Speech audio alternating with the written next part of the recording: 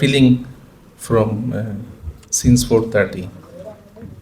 Justice Abdul মতিনকে আপনি DLR এর পৃষ্ঠায় পাবেন, বিএলসিতে পাবেন, এবং অনেকেই দেখেছে যে এই যে এখানে মেইন বিল্ডিংয়ে 16 নম্বর, এটা প্রিভেন্টিভ ডিটেনশন, 111-এর পরে চেম্বার জাজ, আধা ঘন্টার মধ্যে সব শেষ।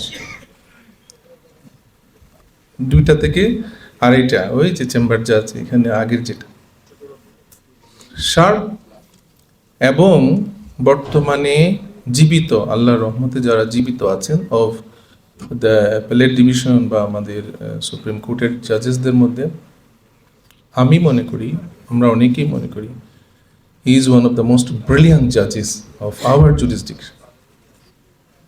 আমরা দোয়া করি আল্লাহ তাআলা স্যারকে আরো লম্বা হায়াত দান করুন।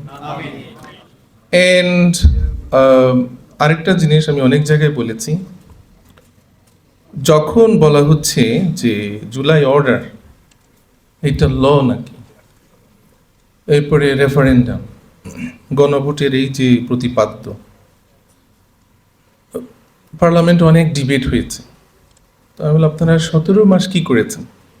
এন্ড আপনারা ইনভাইট করেছেন মাননীয় বিচারপতি এম এ মতিন সহ যারা রাষ্ট্রের guardian, constitutionalism, law, judiciary, political philosophy, history, anthropology, সব জায়গায় মাস্টারি যাদের আছে তাদের মধ্যে he is one of them.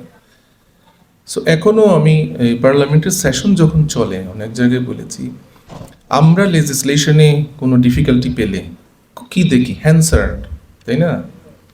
So why don't you speak to the living Hansard, mister justice Abdul Matin and professor Ali Riaz, যারা সংস্কার কমিশন, ঐকমত্য কমিশনকে অ্যাডভাইস করেছেন তাদের উইজডম থেকে, পড়াশোনা, তাদের এক্সপিরিয়েন্স থেকে।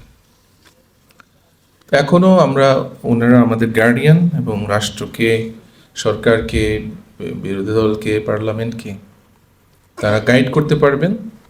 অনুগ্রহ করে আজকে এখানে জার্নালিস্টরা আছেন যারা রাষ্ট্র পরিচালনা করছেন, please sit with them, break the convention, invite them to our parliament. তার মানে পার্লামেন্টে কি স্পিচ দেবে? Break that convention, if necessary call them. পার্লামেন্টে আপনারা সবাই শুনেন। 17 মান্থস আপনারা এক্সারসাইজ করেছেন অনেক বিষয়। Now we are going back to previous conflict, এটা সেটা, আমরা এইটা স্পিরিট ছিল না।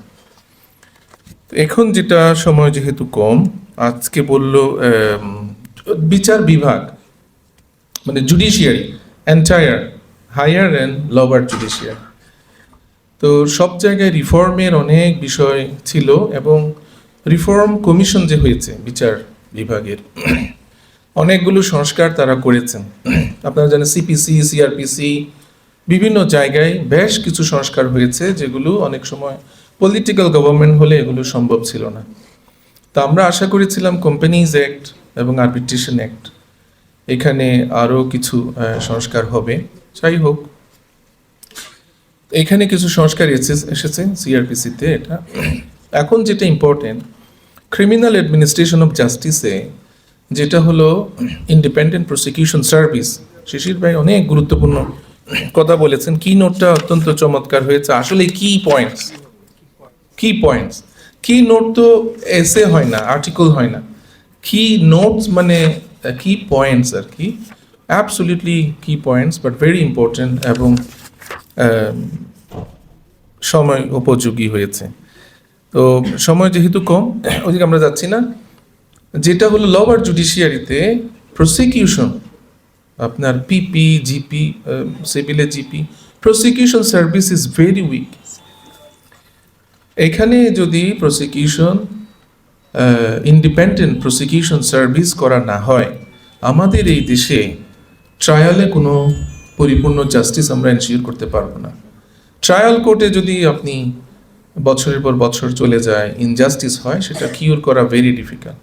এটা একটা ইস্যু। আর বিচার বিভাগ যেহেতু বলেছেন ইনস্টিটিউশনাল জাস্টিস, আর এটা হলো সোশ্যাল জাস্টিস।